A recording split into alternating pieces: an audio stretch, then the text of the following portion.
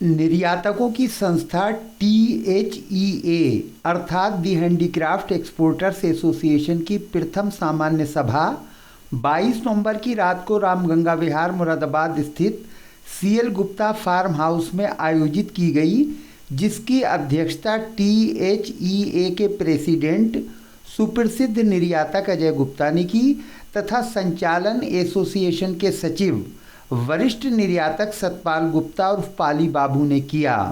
मुरादाबाद के सांसद doctor ST Hasan तथा नगर विधायक रितेश गुप्ता इस अवसर पर खास मेहमान की हैसियत से मौजूद रहे। इस बैठक में मुरादाबाद की एक्सपोर्ट इंडस्ट्री को बढ़ावा देने हेतु हर संभव प्रयास करने का संकल्प लिया गया। ट्रेड की समस्याओं के समाधान हेतु सभी निर्यातक संगठनों से एक प्लेटफार्म पर आने तथा एकजुट होने का आह्वान भी किया गया। मेहमान खुसूसी सांसद डॉक्टर ST हसन ने इस अवसर पर निर्यातकों को विश्वास दिलाया कि वो निर्यात उद्योग को बढ़ावा देने तथा निर्यातकों और आर्टिजन्स की समस्याओं के समाधान हेतु पहले भी सदैव प्रयासरत रहे हैं और आगे भी हर कदम पर उनके साथ रहेंगे। उन्होंने अपने संबोधन में कहा, अभी आपने इंडस्ट्रियल एरिया की बात करी है, यकीनी तौर पे कि ये सारे जैसे जैसे NGT का धंधा कसता जा रहा है, सारे एक्सपोर्टर्स को बाहर जाना पड़ेगा। वो सब आपकी तो प्रॉब्लम नहीं है, सबसे बड़ी प्रॉब्लम आएगी आपके आर्टिजन्स की। वो गरीब लोग हैं, पूरा घर उनका काम करता है, जैसे तैसे वो अपनी रोजी रोटी कमाते हैं। तो उस सिलसिले में मैंने धर्मेंद्र प्रधान जी से मिला था और मैं उनका शुक्रगुजार हूं कि उन्होंने पहली ही मीटिंग में अपने सेक्रेटरी को ऑर्डर किया कि मुरादाबाद के सेंट्रल एरिया के अंदर PNG गैस की फौरन सप्लाई का काम शुरू किया। वो कहेंगे भी और हो सका तो हम इसको पार्लियामेंट के अंदर भी उठा देंगे।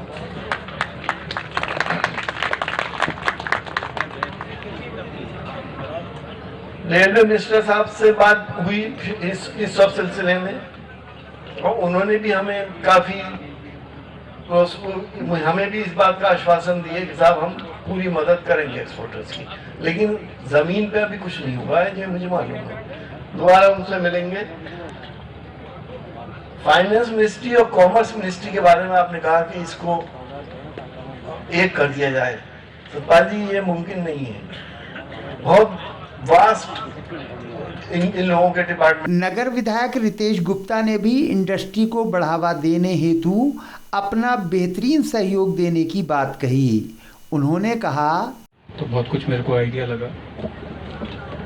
अभी यूपी गवर्नमेंट से संबंधित कुछ समस्याएं आदरणीय सतपाल पाली अंकल ने बताई, तो मैं विश्वास दिलाना चाहता हूँ इस मंच के माध्यम से कि जो भी समस्याएं यूपी गवर्नमेंट से रिलेटेड हैं, जो बताई जा रही हैं, जैसे वो चाहे MDA की हो, चाहे नगर निगम की हो, या जिस विभाग की हो, पॉल्यूशन की हो, तो उन समस्याओं का समाधान कराने के लिए मैं हमेशा आप लोगों के साथ हूँ और हमेशा आप लोगों के साथ रहूँगा।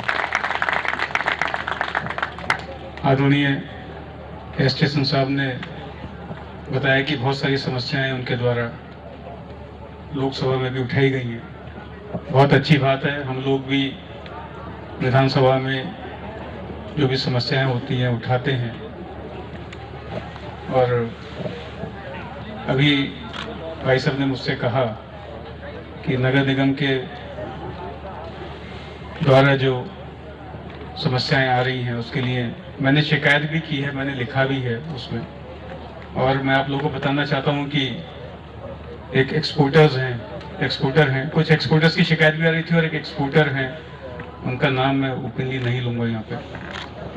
उनसे नगर निगम के कुछ कर्मचारियों ने कुछ फैक्ट्री पे टैक्स लगाने के नाम पे पैसे की वसूली की थी और जैसे ही मेरे संज्ञान में आया उस पैसे को मैंने वापस भी करवाया।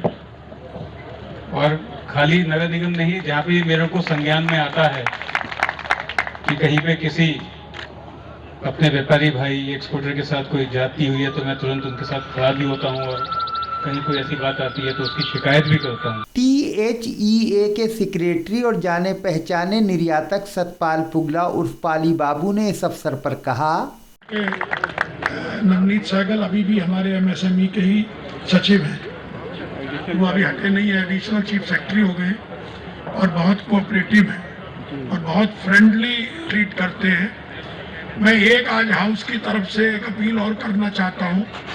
हमारे यहाँ बहुत सारी एसोसिएशनें बनी।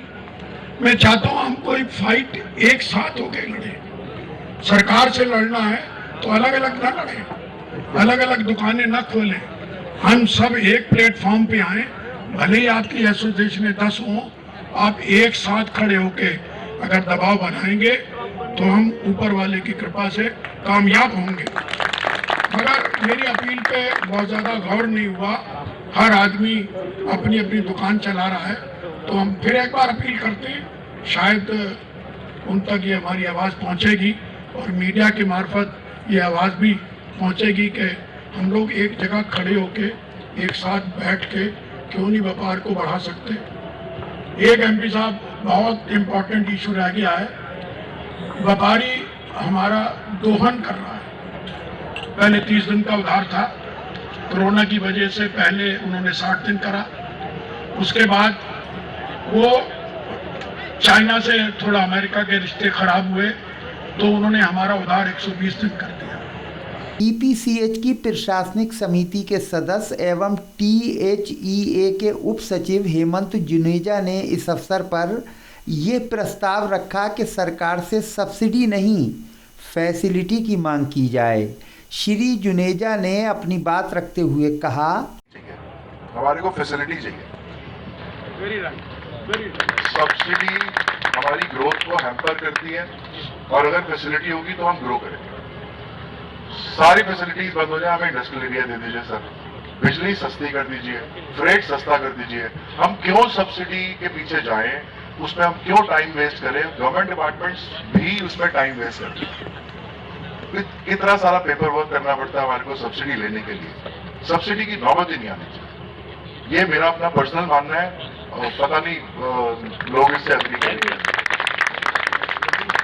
दूसरा सर, जो गवर्नमेंट डिपार्टमेंट्स काम करते हैं उन पे अगर हमारा कोई फाइल जाती है, उनकी कोई रिस्पॉन्सिबिलिटी, कोई कमिटमेंट कुछ नहीं होती। काम हो गया टाइम बाउंड, बेसिकली वो टाइम बाउंड चीजें होनी चाहिए। With in a particular time frame उनको वो फाइल आगे बढ़ानी चाहिए। बैठक के अंत में दी हैंडीक्राफ्ट एक्सपोर्टर्स एसोसिएशन के कोषाध्यक्ष एवं पूर्व सीओए मेंबर अब्दुल अजीम ने सबका शुक्रिया अदा किया। दोनों का कि आप लोगों ने कीमती टाइम निकाला और हमारी इस एसोसिएशन का मैं तो इनॉग्रेशन ही कहूँगा, आपके मुबारक हाथों से हुआ है और आप लोगों ने बहुत जिम्मेदारी अपने हाथों पे आज अपने कांधों पे ले ली है। मैंने सारी बातें नोट की हैं और इंशाल्लाह हम आपको एक राइटम देंगे बनाकर और आप लोगों को तकलीफ देते रहेंगे कि हमारे साथ दिल्ली भी और लखनऊ भी हमारे पॉइंट्स को हमारे साथ कांधे से कांधा मिलाकर हमारे इश्यूज़ को सॉल्व करवाएंगे आप। मैं अपने सारे फाउंडर मेंबर्स का बहुत निहायत ही, बल्कि मैं तो ये कहूँगा कि जितने हमारे ये मेंबर्स हैं जो बने हैं, ये ही फाउंडर्स हैं। एक्चुअली मैं इन लोगों की भी क्लैप चाहूँगा कि ये सब लोग सिर्फ हमारे एक ग्रुप बनाने पर 200-300 लोग हमारे साथ जुड़ गए, क्योंकि वो जूझ रहे थे अपनी प्रॉब्लम से और उनको कोई सहारा नहीं मिल रहा था। तो मेरे ख्याल से चंद हफ्तों के अंदर ये पूरी एसोसिएशन खड़ी हो गई और जितने हमारे पुराने एक्सपोर्टर्स और पुराने तजर्बेकार लोग, दिग्गज मैं कहूँगा इंडस्ट्री के, उन लोगों ने ये बेड़ा उठाया है और मैं इंशाल्लाह आप लोगों से वादा करता हूँ कि ये आपको लेट डाउन नहीं होने देंगे और ये एसोसिएशन इंशाल्लाह परवान चढ़ेगी और आप लोगों के निहायत काम आएगी।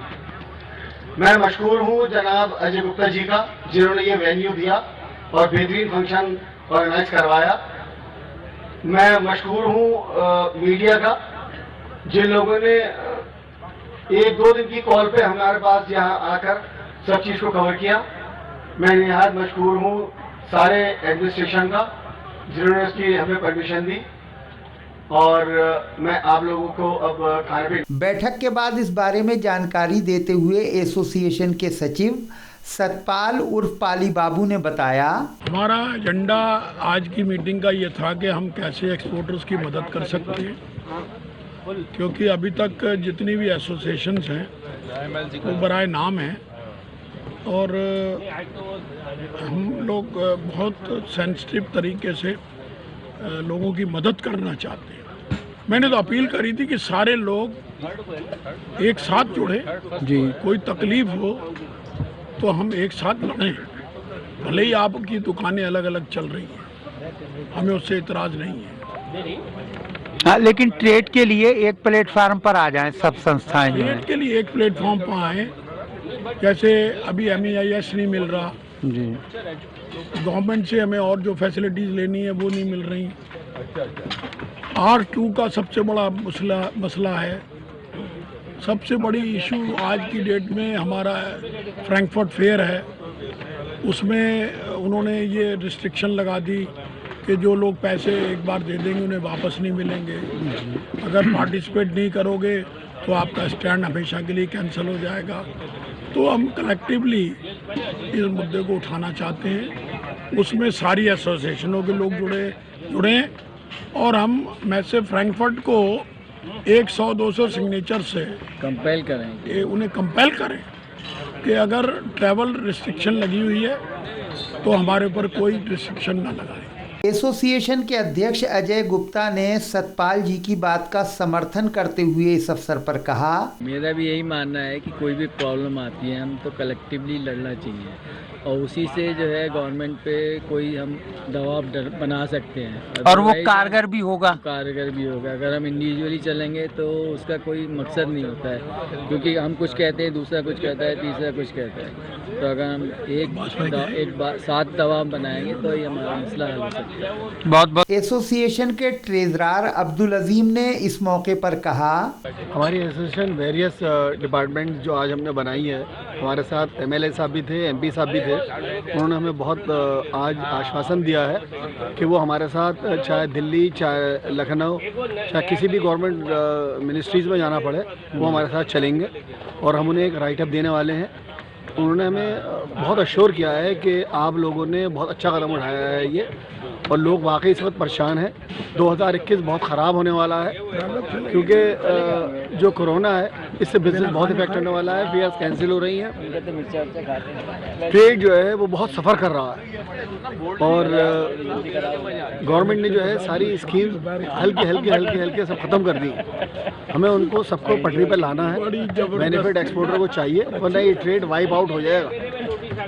इसलिए सबको एक प्लेटफार्म पर आ जाना चाहिए। बिल्कुल कलेक्टिवली ये सबके हर घर की कहानी है ये, बेशक, और ये सबको एक साथ जुड़ने के साथ ही कामयाबी मिलेगी। बहुत इस अवसर पर सीनियर एक्सपोर्टर और एसोसिएशन के वाइस प्रेसिडेंट हाजी मोहम्मद इकबाल शमसी, हाजी मोहम्मद अख्तर शमसी, EPCH के पूर्व चेयरमैन सुधीर त्यागी, एसोसिएशन के साबिक सदर मोहम्मद अब्बास, राजेश गुलाठी, मोहम्मद असद शमसी, मोहम्मद इजलाल शमसी, ऋषि पुगला, मोहम्मद मुअज्जम, मोहम्मद अनवर, सैयद फराज अली, सरदार हरविंदर सिंह, मोहम्मद अतहर, सैयद उवैसुल हसन, नदीम हुसैन, सुहैल अलवी, गोपाल मेहता, विपिन अग्रवाल, राघव गुप्ता, विशाल पहावा, अजय अग्रवाल, मोहम्मद खालिद,